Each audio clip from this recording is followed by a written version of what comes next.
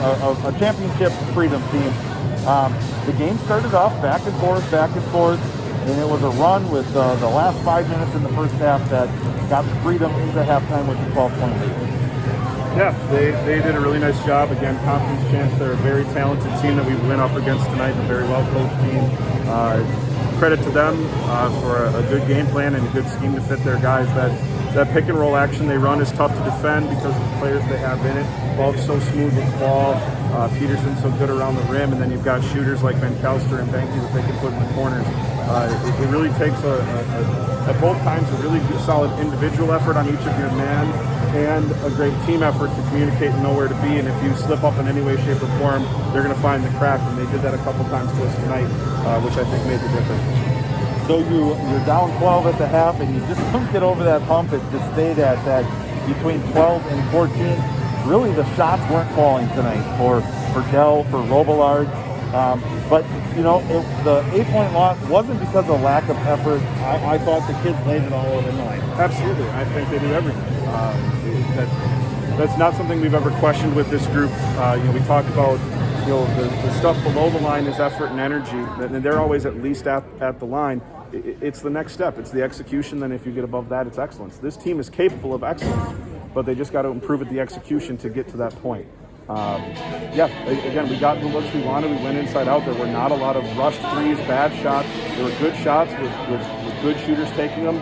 They didn't fall. We punched some gaps, got inside a little bit, couldn't quite finish at the rim. And again, unfortunately, I've said this a few too many times throughout the season, so we got to figure out a way between now and just over a week from now to get those things to happen so we can keep our season going past Plymouth in the regional semifinal. That brings up my next question. What do you know about Plymouth, the number 2 seed that you'll face next Friday night? They're a very talented team. They won a conference championship with a couple games to play, so obviously really handled business in their conference. The East Central Conference is where they're from. From talking with some of the coaches in that conference, their perception of them, and I've taken a little peek on film and I've seen some of it, is that they play a little bit of bully ball. They're very physical, try to force the ball inside, run some flex action, invade screens against a man-to-man. Watch some film of them against Sheboygan Falls, who runs a little 1-3-1, which we sometimes do, not as much tonight because one time we did it, they shredded it pretty good, quite frankly. And watch them against that 1-3-1 a little bit, and that threw a couple wrinkles at them, but they definitely have size inside and good finesse and good shooting on the perimeter. So again, they're a very tough, very well-coached team. Defensively, a lot of man-to-man, and they help similar to Freedom and Wrightstown, where if you're in the corner, the guy guarding you, if you're away from the ball, he's going to be right in the middle of the paint, right under the rim. So they're going to try to I anticipate they're going to try to take away a lot of our dribble penetration.